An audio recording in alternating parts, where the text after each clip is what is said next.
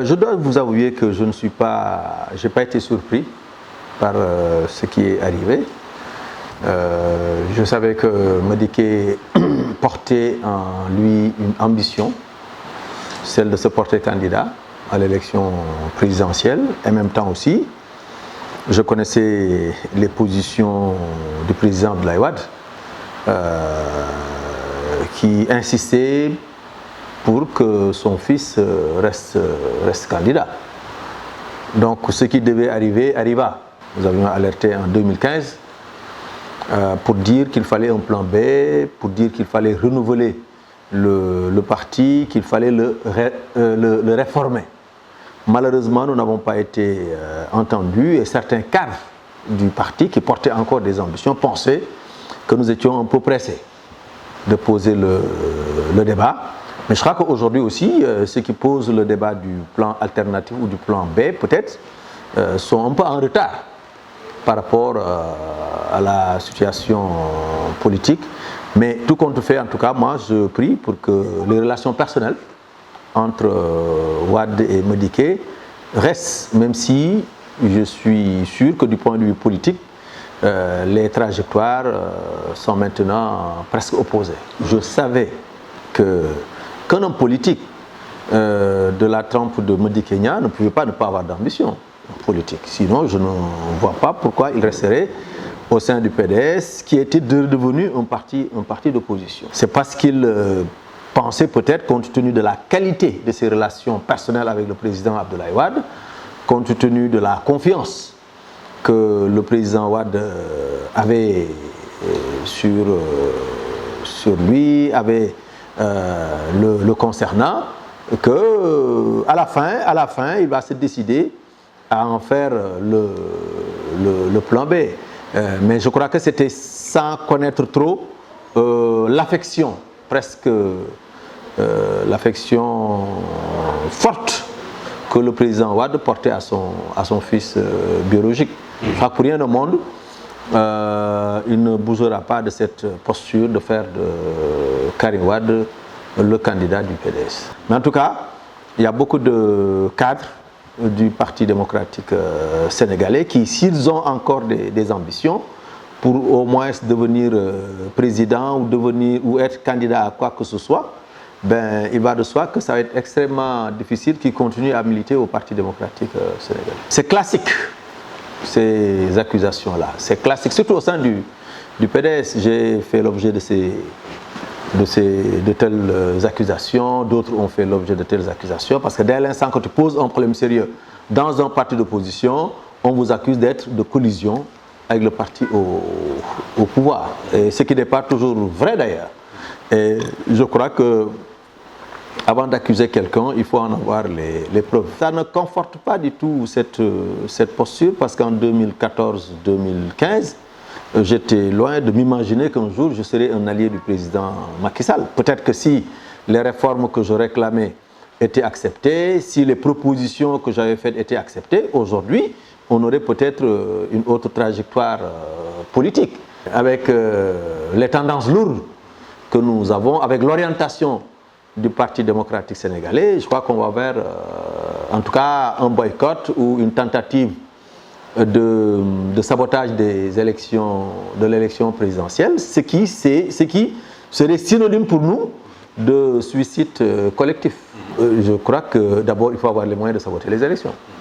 Je n'ai pas dit qu'on a la volonté qu'on peut saboter les élections, je ne le pense pas. Je crois que le PDS n'a pas les moyens de saboter l'élection présidentielle de 2019, et ça tout le monde le sait. Bon, maintenant, il faut peut-être préparer un discours, décrédibiliser l'élection, préparer sa prochaine défaite, et peut-être, voilà, les élections ne sont pas crédibles parce qu'il y a tel qui n'a pas participé à l'élection, alors que ce tel-là aurait pu être remplacé par un tel autre aussi valeureux, hein, aussi, en tout cas aussi ancré dans les valeurs du parti. Donc le parti aurait pu, en son sein, choisir un autre candidat. Donc maintenant, si pour des raisons qui leur sont propres, ils ne le font pas, je crois qu'ils ne pourraient pas avoir un discours pour décrédibiliser la prochaine réélection du président Macky Sall. Vous savez, un candidat, on le prépare. Vous suivez ce qui se passe au niveau du Brésil. Quand Lula a été présenté comme le candidat naturel du Parti des travailleurs, il a eu des problèmes avec la justice. Et finalement, il a été incarcéré. Et même après l'incarcération, il a continué à dire que je suis candidat.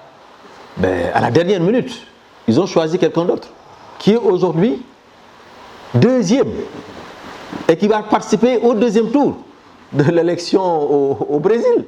Donc je crois que des partis normaux, ben, fonctionneraient comme ça. Mais bon, le PDS est un parti hors norme, c'est un parti qui sort de l'ordinaire. Donc ce qui s'y passe, je crois que dans les annales politiques, dans les... ce qui s'y passe, c'est tout simplement extraordinaire. Mais en tout cas, en ce qui nous concerne, nous avons fermé la page du Parti démocratique sénégalais. Nous nous sommes tracés notre propre sillon pour continuer à mener librement notre carrière politique, notre engagement politique au service exclusif du peuple sénégalais. Moi, en tout cas, je suis un libéral et je continuerai d'être un libéral. Le président Wade restera mon mentor politique, ma source d'inspiration politique. C'est un homme pour qui je voue énormément de respect et de considération. Bon, même si, bien entendu, comme tout humain, parfois il fait des erreurs tout à fait regrettables, mais il faudra globalement considérer qu'il a été utile, le président Wade, pour la démocratie, pour les droits et libertés dans ce pays, pour la promotion du libéralisme en Afrique, et que peut-être plus tard, quand les plaies seront moins béantes, peut-être qu'on pourrait reparler de retrouvailles de la famille libérale, mais pour le moment, à chaque fois qu'une plaie se cicatrise, une autre s'ouvre. Avant Modiké, c'était la plaie Modou Diagne Fada. Avant Modou Diagne Fada, c'était la plaie Pape Diop. Avant Pape Diop, c'était la plaie Idriss Seck, etc., etc. Peut-être qu'on arrivera à un moment où toutes les plaies seront moins béantes et que il serait en ce moment-là, en tout cas, plus indiqué de parler de retrouvailles de la famille libérale. Karim Wade est mon frère parce que nous partageons le président Abdoulaye Wade. À sa place, je n'aurais pas la même posture ni la même attitude. Parce qu'à sa place, je penserais d'abord à la famille PDS, je penserais d'abord à la famille libérale.